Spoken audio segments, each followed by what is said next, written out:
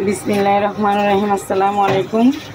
আমি এখন খালের মাছ রান্না করব। এখানে মাছগুলো আছে দেখেন, এগুলো হচ্ছে ট্যাংরা মাছ, এগুলো বড় বড় ট্যাংরা মাছ খালের আর কি। আমাদের পাশে খাল, আমরা খাল নদী তারপরে ক্ষেত বিল সবগুলোর মাঝখানেই থাকি, যে কারণে সব কিছু আমরা পাই। নাম বলতেছি না আমাদের গ্রাম কোথায়। এই যেটা পলা মাছ, পাবদা মাছ বলে এটাকে। তারপরে বাইল্লা মাছ আছে এখানে, এই যে ছোটো ছোটো বাইল্লা মাছ আছে, আরগুলো চিংড়ি মাছ। এই যে সবগুলো এগুলো মিলে জুলে মাছ খালের আর কি। এখন আমি পরিমাণ মতো তেল দিয়ে দিচ্ছি।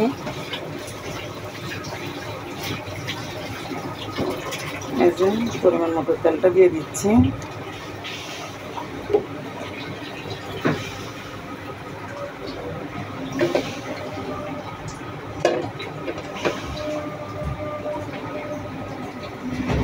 তেলটা গরম হচ্ছে, আমি পেঁয়াজগুলো দিয়ে দিচ্ছি।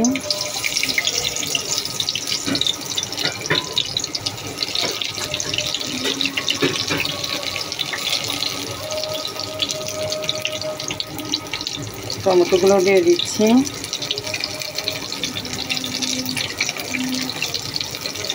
কাঁচামরিচগুলো দিয়ে দিচ্ছি।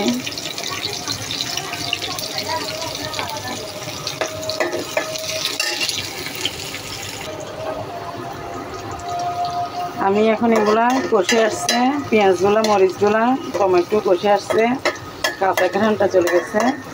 আমি এখন এখানে 2 চামচ পরিমাণ আদা বাটা রসুন বাটা দিয়ে দিচ্ছি। এই যে 2 চামচ দিয়ে দিলাম।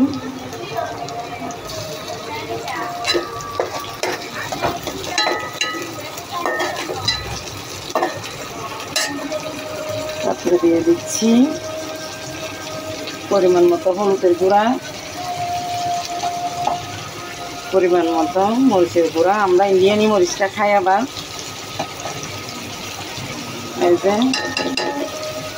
পরিমাণ মতো স্বাদ মতো লবণটা দিচ্ছি।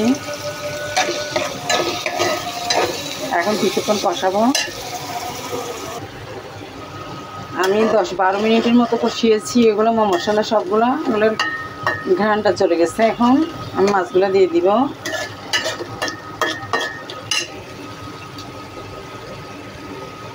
আমি বাজার থেকে যখন এনেছি তখন একদম তাজা ছিল, হাঁটতেছে মাছগুলো।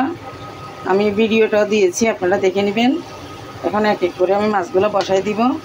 একসাথে দিলে ভেঙে যাবে মাছগুলো। আমি ট্যাংরা মাছগুলো দিয়ে দিচ্ছি আগে, তারপরে চিংড়ি মাছগুলো দিব।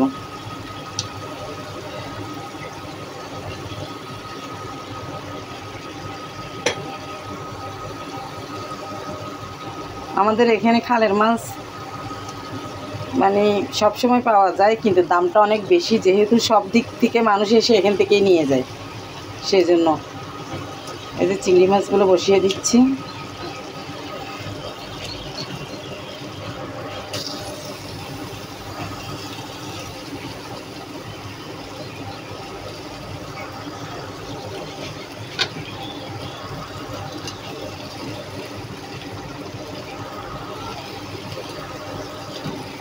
আমি এগুলো আস্তে আস্তে উল্টিয়ে দেব।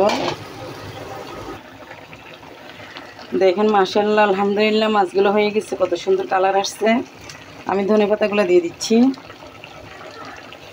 আপনারা দেশের ভিতরে এবং দেশের বাইরে যারা ভাই ও বোনেরা দেখতেছেন, কেমন হয়েছে আমার রান্নাটা আমাকে কমেন্ট করে জানাবেন। আর ইচ্ছে হলে লাইক কমেন্ট শেয়ার করবেন, সাবস্ক্রাইবার করবেন, আমার পাশে থাকবেন। এটুকুই আমার আবদার।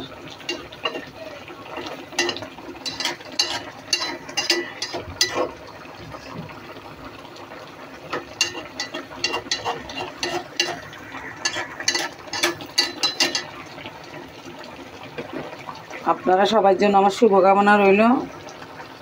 আপনারা সবাই ভালো থাকবেন, শান্তিতে থাকবেন। আজকে এটুকুতেই।